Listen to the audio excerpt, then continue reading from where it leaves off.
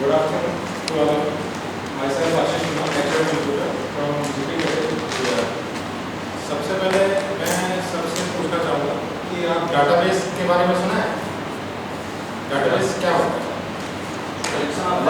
collection of interrelated data. Collection of data, store data. जब अगर data को store किया जाता है, अगर वो एफिशिएंट ऑर्गेनाइज सही तरीके से नहीं किया जाएगा तो हम उसे डाटा को एक्सट्रैक्ट भी अच्छे तरीके से नहीं कर सकते।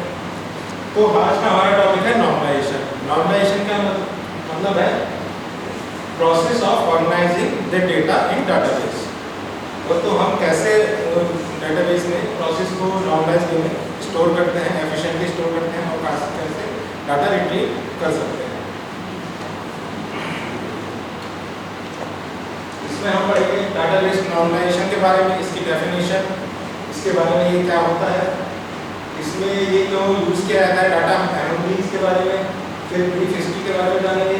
फिर इसमें होता है नॉर्मल फॉर्म्स, वो मेनली 7 टाइप के नॉर्मल फॉर्म होते हैं। अब यहाँ कवर करेंगे हम 3 टाइप, 1 2 3 लास्ट में समी एंड लास्ट सेशन आपका होंगे। इसमें हम जान पाएंगे बेसिक कंसेप्ट और पर्पस नॉर्मलाइजेशन के बारे में, रूल्स पढ़ पाएंगे 1NF 2NF और 3NF और लास्ट हम कोई एग्जांपल के थ्रू नॉर्मलाइजेशन को अप्लाई कर पाएंगे। नॉर्मलाइजेशन क्या है? Normalisation is the process of organising data to reduce redundancy and improve data integrity. तो जैसा कि मैंने पहले बताया, नॉर्मलाइजेशन क्या है? Process technique to organizing the data to reduce redundancy and ensure data integrity। redundancy का क्या मतलब समझ रहे हैं? redundancy का मतलब है कि repetition। जैसे नेक्स्ट उसमें है main goal of database normalization is to restructure the logical data model of a database to eliminate redundancy। जो डाटा हमने स्टोर किया है उसमें जो रिपीटेशन आ जाते हैं उसको कैसे हम कम कर सकते हैं, ऑर्गेनाइज डेटा एफिशिएंटली, और डाटा को कैसे एफिशिएंटली ऑर्गेनाइज किया जा सकता है, reduce the potential for data anomalies. हम डेटा एनोमलीज को कैसे कम कर सकते हैं? यहाँ पे एक शब्द आया डेटा एनोमलीज। डेटा एनोमलीज से आप कोई जानता है, समझते हैं?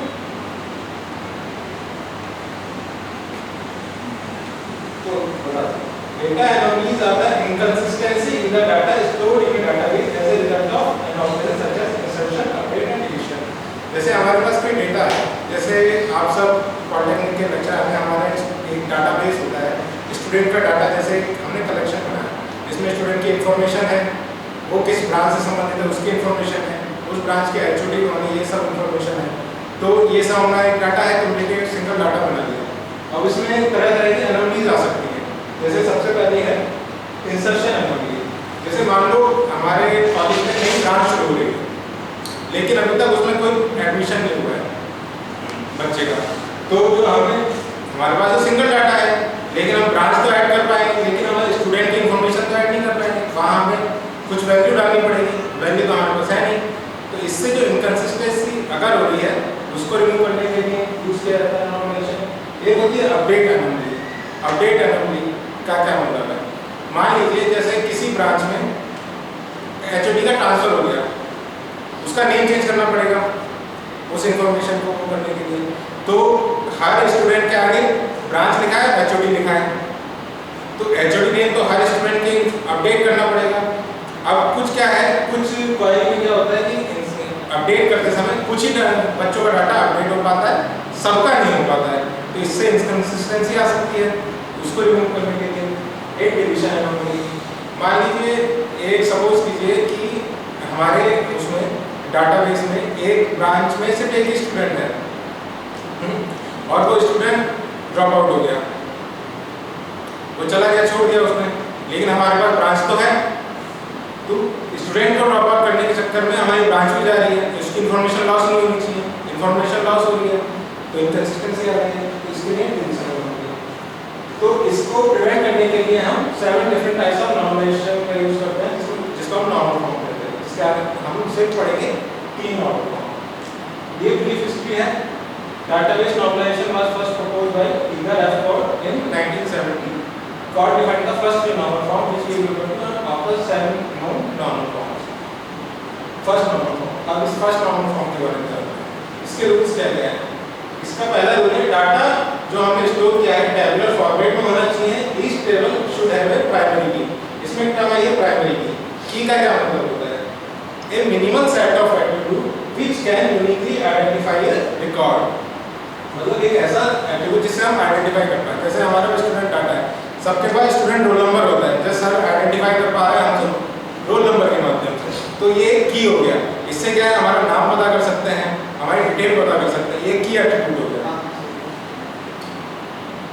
The second rule है the values in each column of a table are atomic, मतलब सिंगल वैल्यू होना चाहिए डाटा में, मल्टी वैल्यू नहीं होना चाहिए।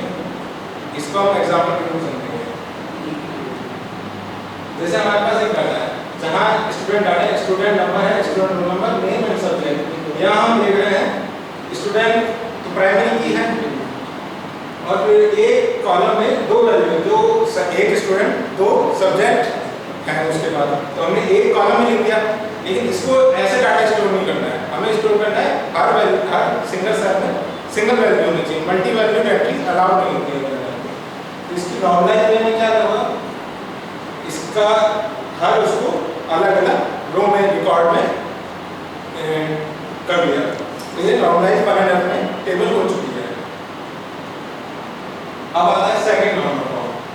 सेकंड नॉर्मल फॉर्म का क्या बोलते हैं, सेकंड नॉर्मल फॉर्म तब देखेंगे, सबसे पहले ये इंश्योर कर लिया जाए वो टेबल फर्स्ट नॉर्मल फॉर्म में पहले होनी चाहिए।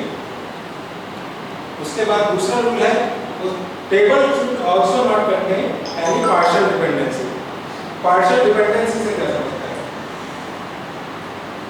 पार्शियल डिपेंडेंसी है समझिए जो हमारी की होती है, की मैंने बताया सेट ऑफ एट्रीब्यूट, उसमें दो एट्रीब्यूट से मिलके हम की बनाते हैं।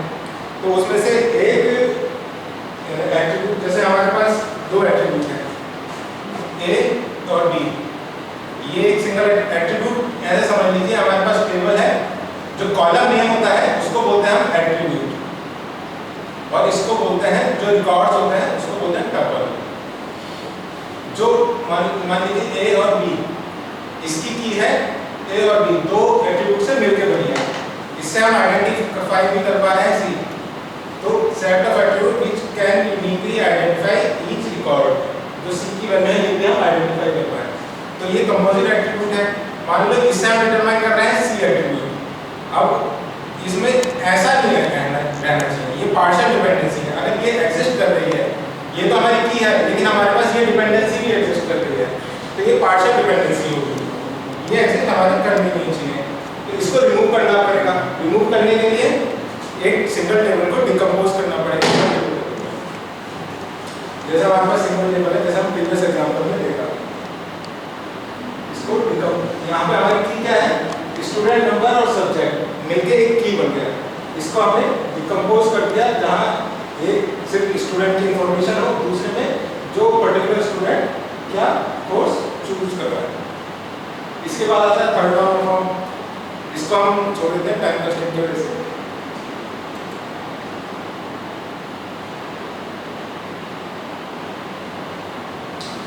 सभी हम सभी में अब तक क्या सीखा है, नॉर्मलाइजेशन से सीखा है कि हम ये हेल्प करता है ऑर्गेनाइज डाटा को ऑर्गेनाइज करने में, एफिशिएंटली ऑर्गेनाइज करने में।